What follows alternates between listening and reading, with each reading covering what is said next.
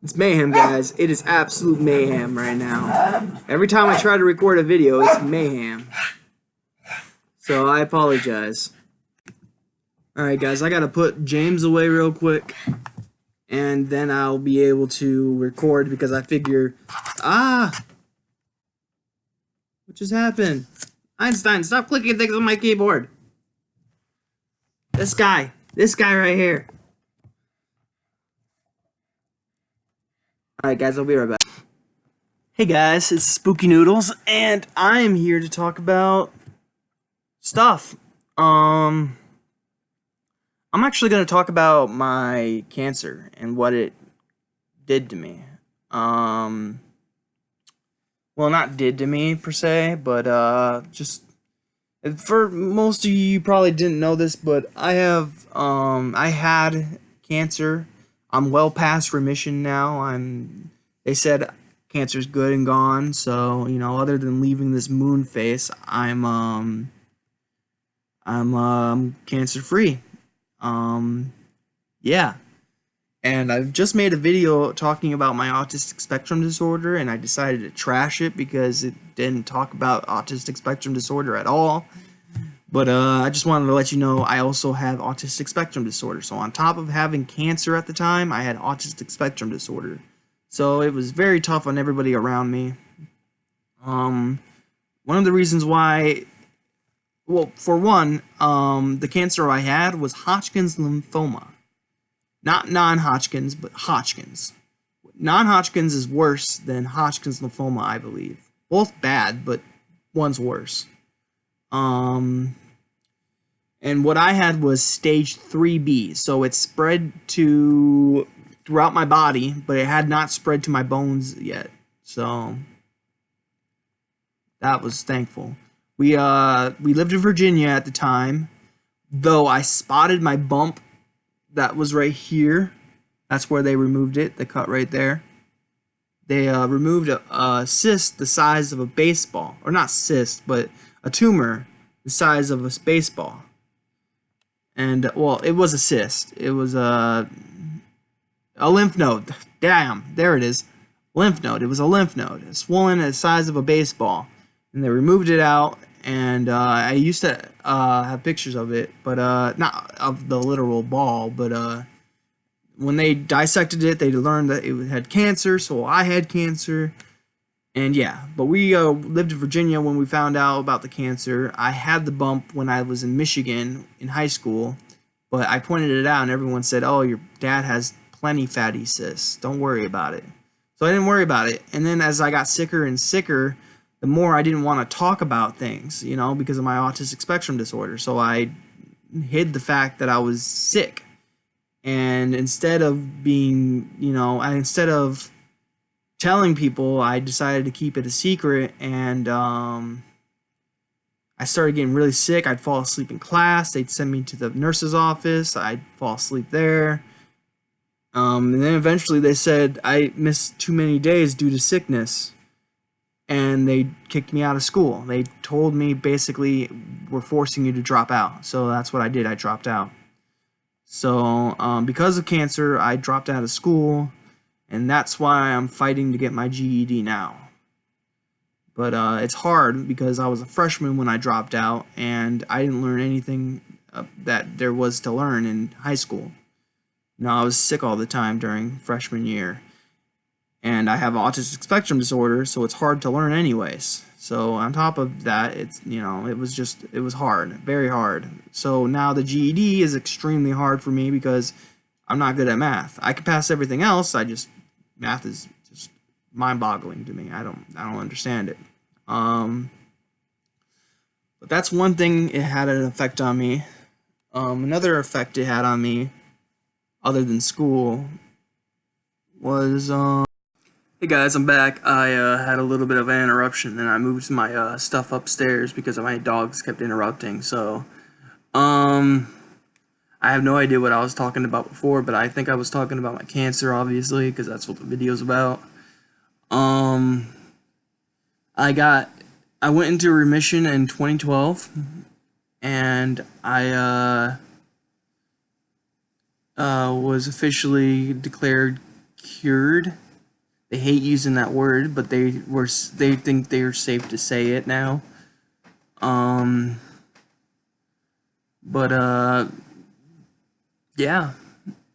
If you guys have any questions about my Hodgkin's lymphoma, I'd love to hear it. I got AVBD chemotherapy.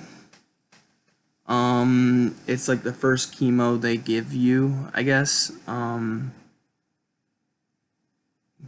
Yeah. Um, I had to drop out of school in order to, because of, not in order to, but because I was sick all the time, and they said you had too many sick days, and told me to drop out. Then I learned I had cancer, and what we should have done is like sued the school or something like that, but I don't know how you go about that. But a lot of good things happened due to cancer. Like I went to a hockey game. They ticketed me a free game because I had cancer. I went to the U of M, and one of the Illich family members owns the cancer center for U of M, where I was getting my chemo. And we messaged her saying, hey, if you can give us like a discount on the Winter Classic game, that would be awesome. And she did one better. She asked us how many family members want to go to the game and gave us all a Winter Classic ticket, front row seats. Well, not literally front row, but it was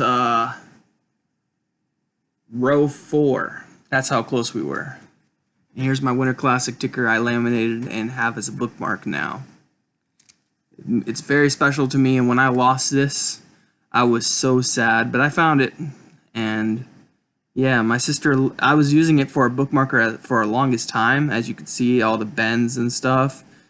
But my sister was nice enough, and she laminated it for me, and now I have it as a bookmark forever. At least I hope forever. But that's one good thing that came out of it. Another good thing that came out of it was that I was able to go to a Red Wings cancer event where we got to watch the game, the pregame, like not pregame, but where they were practicing and stuff like that before the game. So that was really cool as well. I got to go backstage and see where they come out of the tunnel and stuff like that. So that was pretty impressive. But other than that, cancer sucked.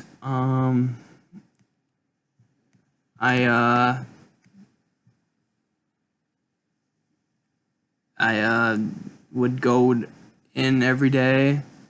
I'd receive the chemotherapy, and then I'd go home and sleep for like 2 days, 3 days maybe. It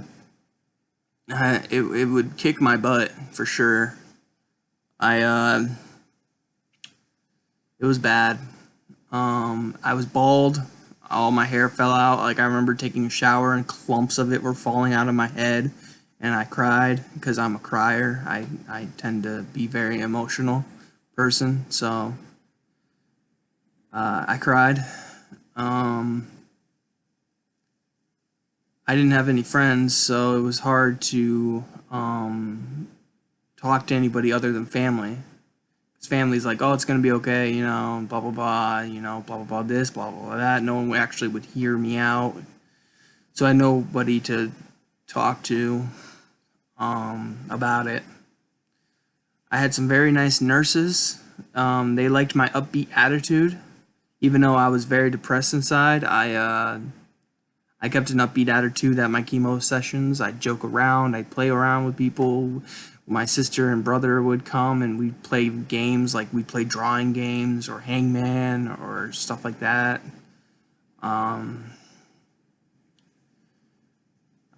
wish I had the love for reading when I was going through cancer, because I could have been reading a lot and keeping my mind off it. Instead, I just kind of focused on cancer a lot and thinking about what's going to happen when I die. So definitely a wake-up call if you've ever had cancer or had a dying experience, because it wakes you up, and you realize life is short, and to enjoy the little things.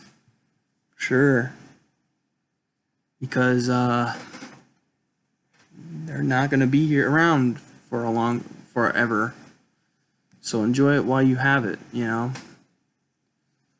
But that's that. I had cancer, Hodgkin's lymphoma, stage 3B. Received AVBD, chemotherapy. Doctors were surprised at how well I did with the chemo, especially since the very last day they found out I had an allergic reaction to the chemotherapy, which probably was happening the whole time. I just didn't know what it was, you know? Like burning sensation in your arm, you know? You feel hot and your arm starts to bubble up. That's what happened to me at my last day of chemotherapy, and they're like, has it always been hot shooting pain through your arm? I'm like, yeah, I thought that it was what chemo was, you know? And they're like, nope, that's an allergic reaction. And I'm like, yikes.